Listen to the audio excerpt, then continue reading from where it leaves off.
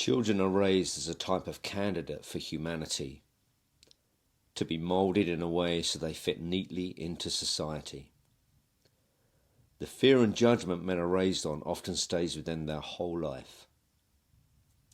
Obedience and acceptance becomes the primary aim of life. We are taught to grasp at a future arrival point, where we will miraculously discover peace and contentment through achievement, which never arrives.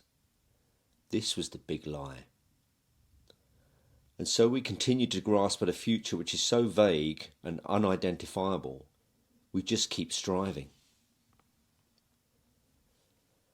The problem is, who we are now will be the future, and if we cannot find peace now, then the future will not supply it. But the future will be fulfilling for the man, and only the man, who finds peace in the present moment. There is no midlife crisis. There is only the inevitable rejection of a character we were never meant to be. The deep sadness, anxiety and depression that weighs upon a man are often nothing more than his own self saying, "Enough of this.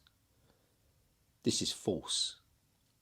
I am false." Too many men will see the truth on their deathbed as their ego falls away and they are left facing the illusion they were fed and the fictitious character they developed within themselves to cope with the illusion. We could find ourselves like the character Ivan Ilyich from the story by Tolstoy, who said just before he died, "What if my whole life has been a lie?" The purpose of life is to see the illusion we are fed as early as possible. In order to do this, we have to overcome the greatest fear, to see ourselves as we really are, and not the inflated illusion we need to be seen as by others. This fake image of ourselves is heavily shielded and defended by the ego, but this is the only way to break through the illusion. This is the split of a fragmented man. Part of him needs to be seen in a particular way for his own inner security and fear, and another part desires to be free of judgment and shame. Such division within a man will eventually break him. It's not just the man that becomes the lie, but his entire life.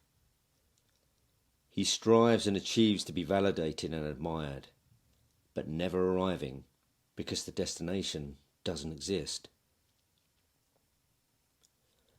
Having a real life depends on being a real person. We can have ambitions and goals without identifying ourselves with them.